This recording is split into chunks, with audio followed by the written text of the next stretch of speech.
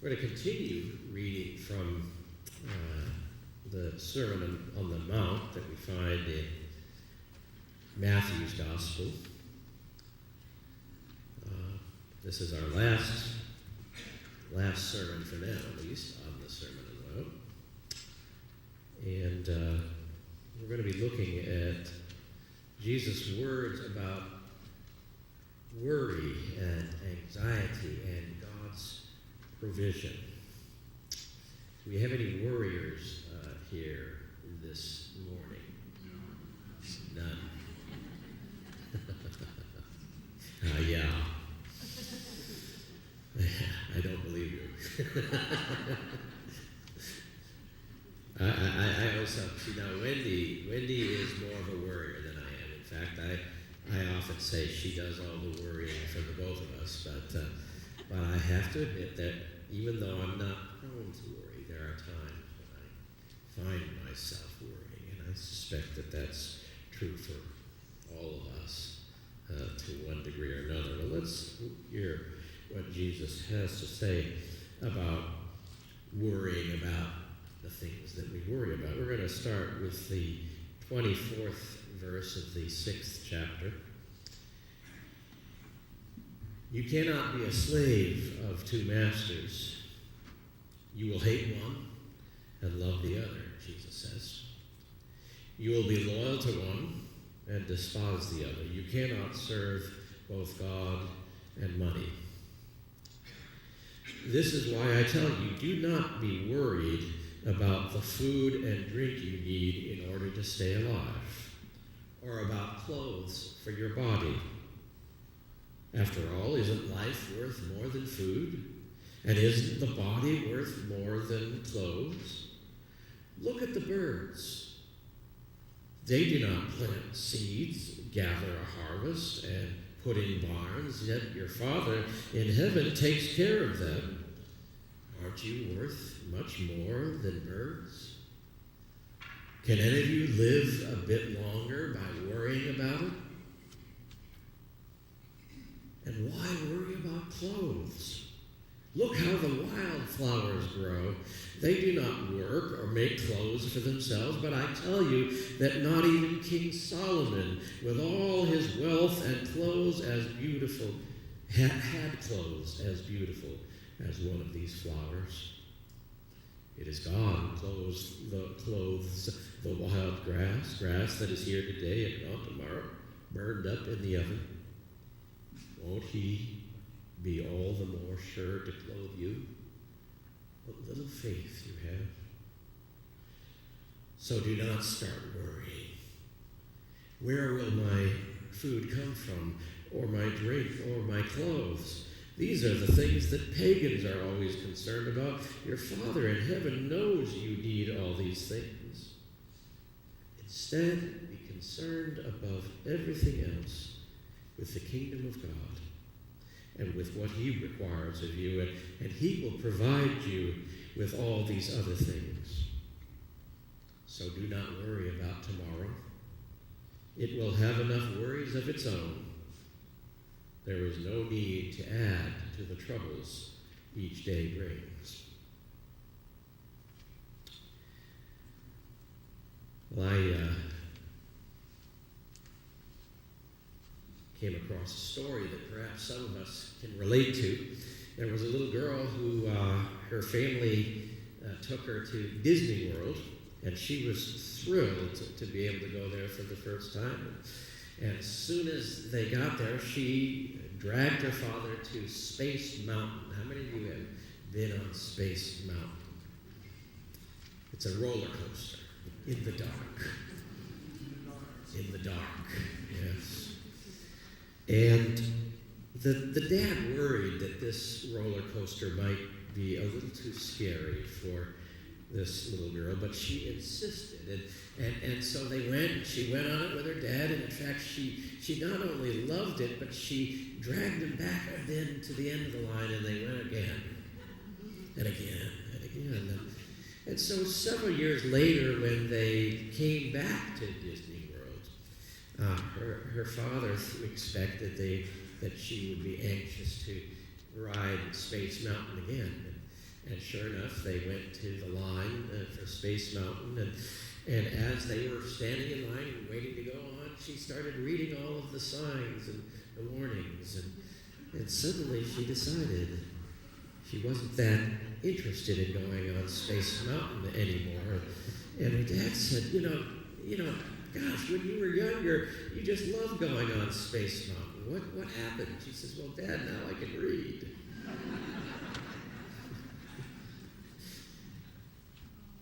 We can read too, can't we?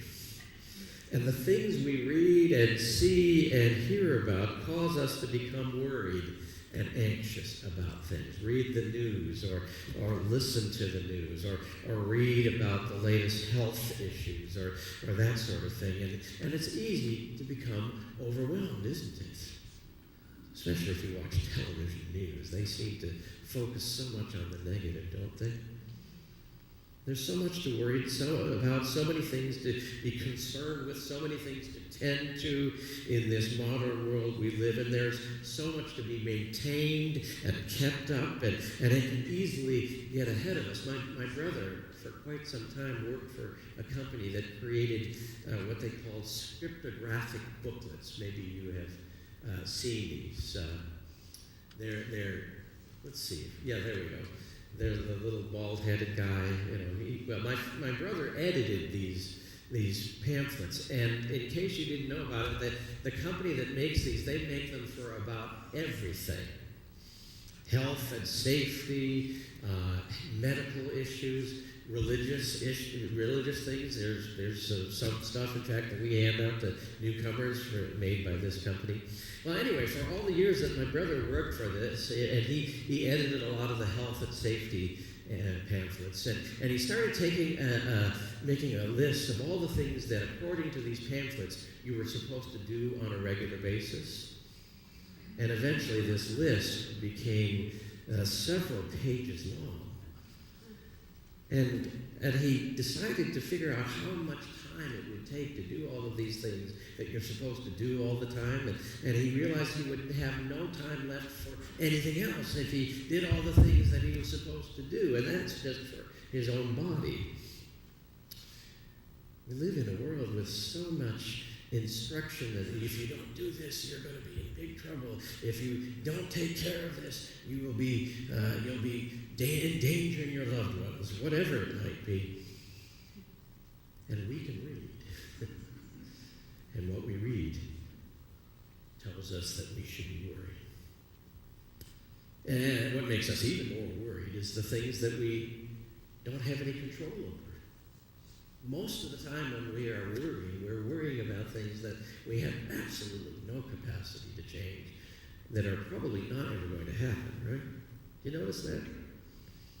I mean, we won't worry that we're going to stub our toe when we walk down the street. We worry about the worst things, right? We immediately go to the worst. And even some of us, if we don't have anything to worry about, that causes us to worry, right? There's nothing to worry about. That worries me. Right? Part of our problem is that while we can read, according to Jesus, maybe we're not reading the right material. According to Jesus, he seems to be under the impression that we could free ourselves from a lot of the needless and useless worries that plague us if we would only start reading and studying the textbook that he calls the natural world.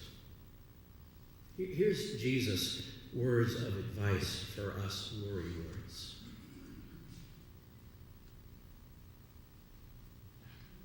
I'm not sure if I'm working this the right way. Seems like I'm going backwards.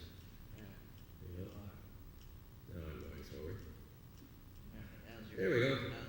He says, why worry about clothes? Look how the wildflowers grow. Just look at the natural world around you.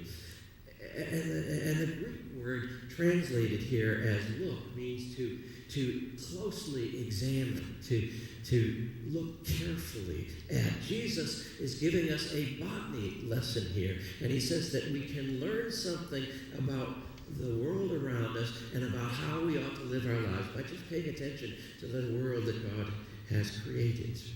Now many of us know this verse in the more modern or in the more traditional translation where it says, "Consider the lilies of the field," right? Now I've had some bad things to say about the translation we have in our bulletin or in our pews, but this time actually I think they got it right. Wildflowers is actually a better translation. The problem with this being translated as lilies is that makes us think of those lilies that we buy on Easter Sunday, right? They're cultivated in a greenhouse, no, he's talking here about wildflowers, the kind of flowers that we see just growing out in a field or on the side of the road. The kind of beautiful and sometimes very delicate flowers that just crop up without any human intervention, right? That's the kind of flowers that we're supposed to be looking at. And so Jesus is what he's talking about is really more like what we would call wildflowers. And he says, when you find yourself worrying about tomorrow, about how you are going to make it, consider closely, examine these, and learn what they have to say to us. Because according to Jesus, nature, the natural world that God has created, is a language. And since, yes, we can read, by carefully studying the created order, by noticing and examining things around us, things like wildflowers growing on the side of the road, we can read what the language of creation is telling us about the nature and character of the God who created it all. From the massive mountains to the tiniest subatomic particles. And as you look, as you closely examine, says Jesus, you will read all about a God who is intricately and intimately connected with the world he created, including you and me. One of the things that we notice right away, if we look carefully, is that the wildflowers and the birds, the air that Jesus also asks us to pay attention to, are part of a much larger system, an ecosystem, as the scientists call it. It is an ecosystem that is intricately interwoven web that is perfectly suited to sustain all the various types of life that make up that web. And since for Jesus it's a given that the natural world is God's creation, one of the primary lessons that we can take away from our study of botany and other natural occurring phenomena is that God is in the business of making sure that life is sustained. That day by day, moment by moment, he holds all that is together by the power of his loving intention. And Jesus wants us to know that we are an integral part of that creation. In fact, as we sometimes hear it, we human beings are the crown of creation. It's all here for us, not to exploit, not to hoard, not to damage, but to harness and use and participate in and take care of. If God's hand is holding it all together, he is doing so for our sake. Here's how Jesus puts it in I guess I'm printing the wrong one again. Here's how Jesus puts it in verse 30. It is God who clothes the wild grass that is here today and gone tomorrow, burned up in the oven. Won't he be all the more sure to clothe you? We are invited to understand ourselves as the recipients of God's sustaining care for his creation. This is God's world, Jesus is telling us. And in some mysterious way that we don't completely understand, he is in charge. And we can take the worrisome notion that we are alone in a random and heartless universe off the table and relax. Now, I know what you're thinking, because I'm thinking the same thing. Surely Jesus can't be saying, well, we just need to sit back and magically clothes will appear on our bodies, and naturally food will appear in front of us. We as human beings are called to tend the earth and to care for it and to work it. We're expected to do our part. We are co-managers of creation. I'm reminded of the story of a fellow who bought an old rundown farm. And through hard work and effort, he was able to get the place fixed up almost like new. And one of his neighbors came by and he said, "Oh, gosh, Jeb, you and the Lord have sure done a great job on this farm." Jeb said, "Yeah, well, you should have seen it when the Lord was the only one taking care of it." So we have our part. We have our role.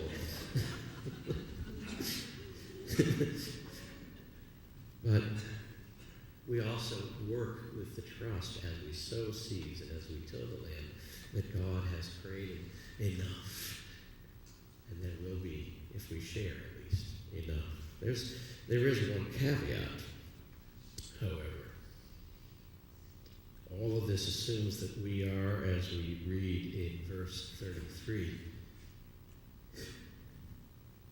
that we are concerned above everything else with the kingdom of God and with what he requires of us in order that God will provide us with all these other things. First and foremost, as we work, we are to work towards kingdom goals. And certainly one of the kingdom goals is that no one would go hungry, that when we have a good year, we share rather than hoard.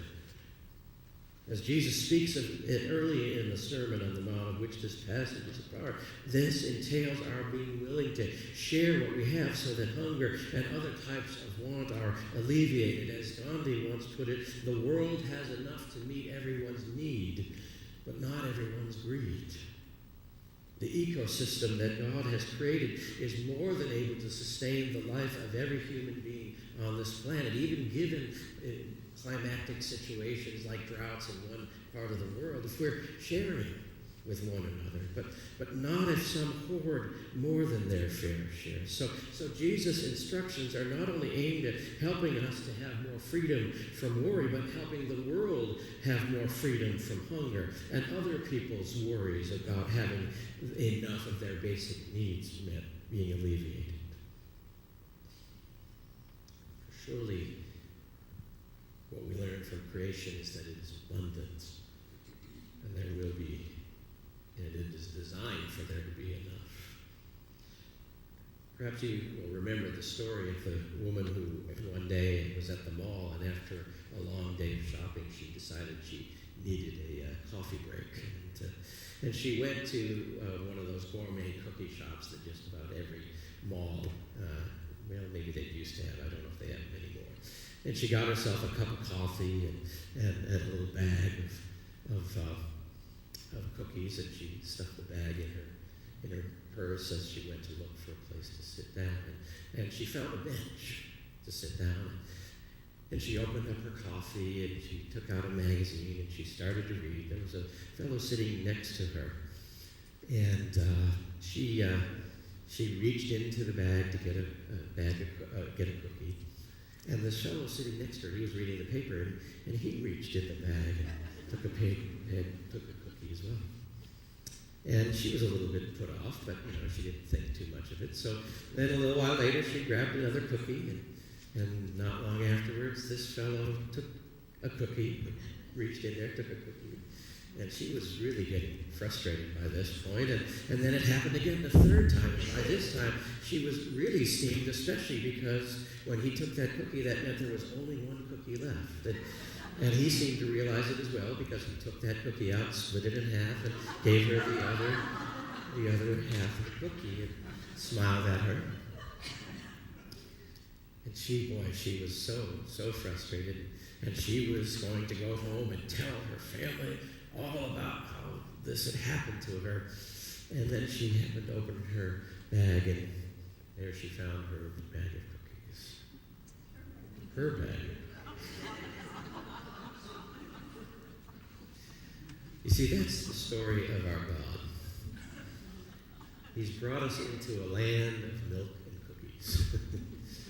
And there's more than enough cookies to go around.